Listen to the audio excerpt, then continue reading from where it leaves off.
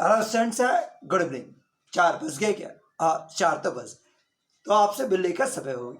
मैं अशोक सर आप सभी स्टूडेंट्स का अपने यूट्यूब चैनल पे फ्री फिजिक्स न्यूमेरिकल क्लासेस में आप सभी का स्वागत करते हैं। क्या आपको पढ़ाई समझ में आ रहा है? क्या आप न्यूमेरिकल्स को अपडेट कर पा रहे हैं? अगर हाँ तो बहुत अच्छा, और नहीं तो गलती हो रहा है। आप इसको रेगुलर में लीजिए, थोड़ा इंजॉय करते हुए पढ़ाइए, रेगुलर फिर बनाते चले तो अच्छा रहेगा। अभी हम लोग आपको पढ़ा रहे हैं सुपरपोजिशन प्रिंसिपल और बेस्ट न्यूमेरिकल। सुपरपोजिशन प्रिंसिपल पर बेस्ट न्यूमेरिकल पढ़ा रहे हैं। पिछला 2 क्लास दे चुके, आज तीसरा क्लास देते हुए चले कि जब चार्ज का संख्या 2 से ज्यादा हो जाए तब क्या होगा। 2 तक ठीक था, अब 2 से ज्यादा हो तो क्या हो। जैसे एक क्वेश्चन आपको लिखे कि 4 charges Q are placed at the vertex of the square of side L। ठीक है, एक स्क्वायर है जिसके साइड का लंबाई L। फिगर बना लो, बना सकते ना? फिगर बना, साइड लंबाई कितना है L। प्रत्येक वर्टेक्स पर एक चार्ज रखा हुआ Q। पूछा सेंटर पर कितना इलेक्ट्रिकल फील्ड होगा। बनाने का तरीका वही, फिगर बनाओ। अप्रोच करने का तरीका वही। सबसे पहले रिप्रेजेंट द इलेक्ट्रिक फोर्सेस। सबसे पहले इलेक्ट्रिकल फोर्स को रिप्रेजेंट कर दो, इलेक्ट्रिकल फील्ड को रिप्रेजेंट कर दो। तरीका वही, सबसे पहले इलेक्ट्रिक फील्ड को रिप्रेजेंट करो। क्या यह बात ठीक है? आराम से वही। उसके बाद उसका मैग्नीट्यूड निकाल लो, जैसे निकालते हैं। फिर उनका वेक्टर सम कर दीजिए, फिर उनका वेक्टर सम। तरीका आज भी वही। तो हम पहला क्वेश्चन दिखा रहे हैं कि ये देखिए, अब यहां पर क्या बोला कि किसी स्थान पर पड़ेगा एक का स्क्वायर है जिसके साइड का लंबाई L। कहीं पर एक स्क्वायर है जिसके साइड का लंबाई L है। पड़ेगा चारों वर्टेक्स पर 4 रखा हुआ Q Q Q और Q। अब पूछा कि ठीक सेंटर पर इलेक्ट्रिकल फील्ड का वैल्यू क्या होगा। पड़ेगा एक सेंटर पर इलेक्ट्रिकल फील्ड का वैल्यू क्या होगा। अब देखो यहां इसके कारण ये इलेक्ट्रिकल फील्ड किसके कारण आएगा? 1 2 3 4, चारों के द्वारा 1 2 3 4। इसके द्वारा इलेक्ट्रिकल फील्ड का डायरेक्शन ये E1। ये इसके कारण पॉजिटिव क्या है, रिपेल, ये E2। इसके कारण E3 और इसके कारण E4। अब ये चारों के कारण इलेक्ट्रिकल फील्ड आपको निकालना है। पर तरीका वही, सबसे पहला काम रिप्रेजेंटेशन। क्या हो गया बस। इसके बाद आप E1 का value 1/4 pi epsilon not Q divide by ये दूरी कितना होता है, ये पूरा लंबाई तो √2L होता है, तो L/√2। दिस इज L/√2 का स्क्वायर, यानी L²/2। ये पहला। E2 का भी मान सेम, ये वाला भी सेम आएगा। E3 भी सेम आया, चांस है। E4 भी सेम आ गया। अड़ेगा इसको भी हम लोग E1 के बराबर लिख सकते हैं, ये भी E1 के बराबर, ये भी E1 के बराबर। कुछ तो आएगा ना, कुछ तो वैल्यू आएगा ही।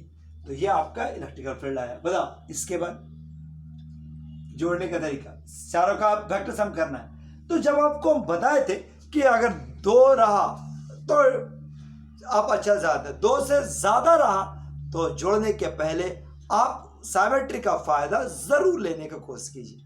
साइमेट्री का फायदा जरूर लेने की कोशिश कीजिए। साइमेट्री समझते हैं ना? सेम डायरेक्शन रहा तो जोड़ दीजिए, अपोजिट रहा तो घटा दीजिए। ये फायदा जरूर कोशिश कीजिए। तो ये देखो E1 और E2 अपोजिट है, तो अपोजिट है। E1 और E2 दोनों का मैग्नीट्यूड भी सेम है, सो कैंसिल आउट। ये वैल्यू क्या हो गई? 0। ये भी कैंसिल आउट 0। ये वाला इसको कैंसिल, ये वाला इसको कैंसिल। सो नेट इंटेंसिटी का मान क्या आ जाएगा? 0। सो फाइनल आंसर ऐसा ही बिना बनाए भी आंसर हो गया। कोई दिक्कत नहीं ना? अब एक सेकंड क्वेश्चन रखे। अड़ेगा देखो क्या बोल रहा है, ये सेकंड क्वेश्चन को देखो। 4 चार्ज है इतना, इसको तुम लोग बनाना चाहो बना। 4 रखा हुआ है Q1 Q2 Q3 Q4 ऐसा। Are placed at the 4 consecutive vertices of a square. फिर से वही क्वेश्चन, एक स्क्वायर है जिसके साइड का लंबाई L और 4 रखा हुआ है Q -Q और -Q। अड़ेगा पूछ रहा है कि सेंटर पर इलेक्ट्रिकल फील्ड का वैल्यू क्या होगा। फिर आप अगर सही में सीखने आए हो तो वीडियो रोको और अप्रोच करो। तरीका वही, अप्रोच करने का तरीका वही है कि नहीं याद? कैसे बनता है? नहीं याद है? सबसे पहले रिप्रेजेंट द इलेक्ट्रिक फील्ड, बता इसके कारण रिपल्सन E1, ये भी रिपल्सन E2, ये वाला अट्रैक्शन, अरे रिपल अट्रैक्ट इसी दिशा में, ये आपका E3, और ये वाला ये भी अट्रैक्ट इसी दिशा में E4। सो ये कुछ ऐसा होगा। अब E1 E2 E3 का वैल्यू निकाल ली। E1 का value 1/4 pi epsilon not, this is E1, और डिवाइड बाय, देखो ये लेंथ L है, सो L/√2 का स्क्वायर। सो ये वैल्यू क्या हो गया? E1 का value, this is 1/4 pi epsilon not, this is 2q/L square, 2q/L square. So E1 मिल गया। E2 का भी सेम मान, E3 का भी सेम मान, माइनस से कोई फर्क नहीं पड़ता उसको, इसको भी हम E1 कह सकते हैं, ये भी E1 हो गया, ये भी E1 हो गया। लो चारों, अब जोड़ने का बारी। तो हम बताए कि जहां 2 से ज्यादा चार्ज रहा, जब भी 2 से ज्यादा चार्ज रहा तब कैसे बढ़ाते हैं? अगर 2 से ज्यादा चार्ज रहा तो सिमेट्री का फायदा जरूर लेने को इसकी। ये देखो, ये सेम दिशा E1 प्लस E3, ये E2 प्लस E4, तो इस दिशा में कितना आ जाएगा? E1 प्लस E3, E3 का वैल्यू, और ऐसा इस दिशा में E2 प्लस E4। अब E1, ये भी E1, सो 2E1, और ये वाला E1 है, ये भी E1 है, सो 2E1, और वैल्यू क्या हो गया? 90 डिग्री। 90 डिग्री क्या? अब आप रिजल्ट निकाल सकते हैं। अब तो ये 2 वाला वेक्टर वाला हो गया ना, बिठाते इसको।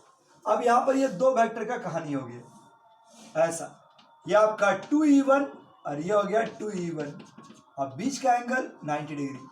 क्या अब आप इलेक्ट्रिक फील्ड निकाल सकते हैं? सो बताइए, ई नेट का फॉर्मूला √R 2E1 का स्क्वायर, 2E1 का स्क्वायर, और प्लस cos 90 कारण 0, थर्ड वाला। लो ऐसा कुछ, सो इसको बाहर निकालोगे तो 2E1 √2, यानी कि 2 √2 E1। अब E1 का वैल्यू क्या हो गया? 1/4 pi epsilon not, this is 2q, और डिवाइड बाय L स्क्वायर। यह आपका नेट इलेक्ट्रिक फील्ड। क्या आइडिया मिला? क्या समझ में आया? ऐसा क्वेश्चन बच जाएगा ना। तो जब भी जरूरत रहा तो सिमेट्री का फायदा। एक क्वेश्चन और दिखाते हैं, ठीक है? जल्दी से देखो।